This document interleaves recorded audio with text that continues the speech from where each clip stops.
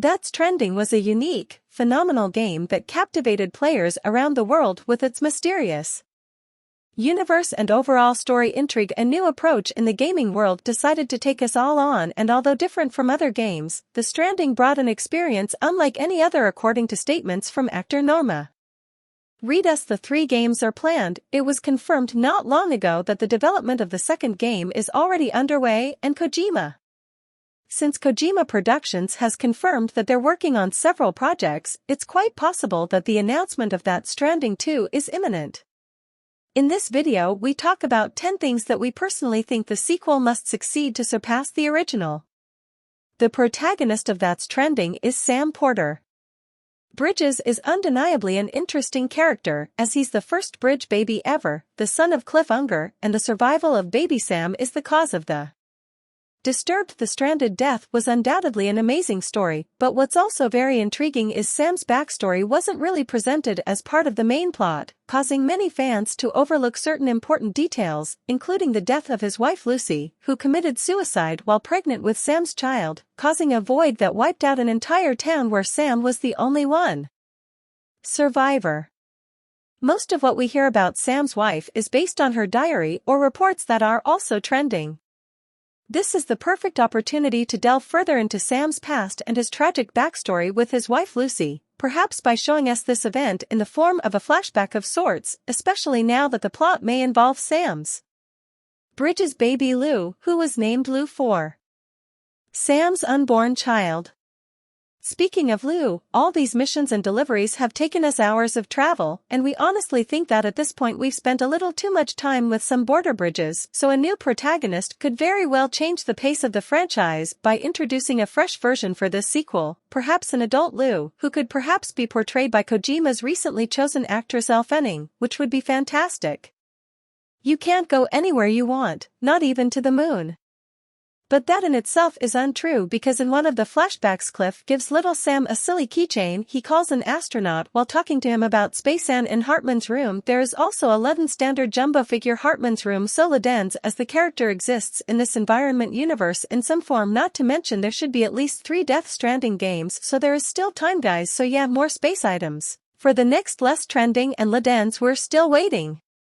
One of the highlights of Stranding was the addition of iconic songs that played at certain moments during the game, songs from familiar names like fan favorite Laura, who always delivered an impeccable performance with their lead singer the late Ryan Carazia, who we sadly only recently learned of his passing. The fans would have loved some sort of music player that would have allowed them to play these songs during the game whenever they wanted. Playing music is a feature that was present in both MGS4 and MGS5, so it's definitely nothing new for Kojima, and we can understand why he wouldn't want us to have it, as it would spoil the concept of songs being triggered at certain moments, although a music player for the surrounding sequel could certainly make the game's long journey even more exciting. The concept behind the frozen space levels was amazing, and each of these sequences was crucial to the overall mystery of the game. We'd love to see more of these types of levels, and perhaps an even greater focus around them as part of the main storyline. These special moments brought an interesting variety to the game, and if the sequel would bring us more of these fascinating levels along with an even deeper background about their origin, that would be the perfect icing on the cake. When Death Stranding was released, it was criticized for having a lot of running but no Afghan compared to games like Metal Gear Solid.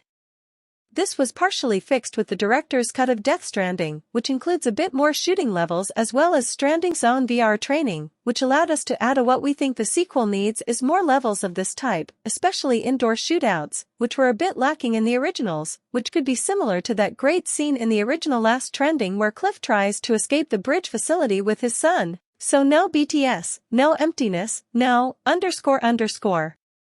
Just a good old-fashioned boss fight. Boss fights are something Hideo Kojima is known for, but we have not seen a group of bad guys in any of Kojima's games since MGS4, and that includes Death Stranding. Aside from the BT monsters we fight throughout the game, the only real bosses we have were pretty much Higgs and Cliff were very cool boss fights, but we feel that if the game had a greater variety of villains, the surrounding story could be better fleshed out, similar to the first 4 Metal Gear Solid, which all had a memorable assortment of villains scattered throughout different parts of the game. Pigs won again was a great addition to Death Stranding, and that he survived at the end of the game means we may see more of him in the future. This character claims to have a vast knowledge of the world of Death Stranding, and the game also hinted that he might be at a Patreon, like Sam. His return in the sequel and perhaps more knowledge of his backstory and how he gained his abilities would be something we would like to see in a Death Stranding sequel. You bring people together, you want the bridge to the future. One of the innovative concepts of the environment. Concepts were the multiplayer elements, where other players build bridges as other versions of Sam Porter and cross each other's, possibly parallel dimensions, although these were seen by many as fun multiplayer features. Everything Kojima puts into his games is there for a reason, and these online features had a crucial part in the overall gameplay of the game, but it was never said how or why this happened in the first place, if you remember our previous analysis videos. Sam's dock tags contained equations that pointed to alternate dimensions, so we think we should learn more about these kinds of interactions with other Sims in the universe in the Stranding sequel. Even more direct collaboration through the implied parallel dimensions could be very cool as well. The records and research you helped us with strongly suggest that we are in the midst of the sixth extinction. Sixth extinction, come on, man, tells us there have been at least 5 previous Death Strandings on the planet, all related to the 5 largest mass extinctions on the planet. It is believed that each of these trends had its own extinction entities, but very little is known about these past events. A deeper origin story, as well as a better look at some of these past extinctions, could shed more light on the world's past and how it has been devastatingly affected by these mysterious entities over the years. Having said that, what do you think the sequel needs to be better than the original? Let us know your thoughts in the comment section below. We hope you enjoyed this video, and for all things Stranding and Hideo Kojima, hit that like button and make sure to subscribe to our channel. We'll be sure to hit the like button with content you will not find anywhere else. Thank you all for watching. Until next time, Gamage Facts.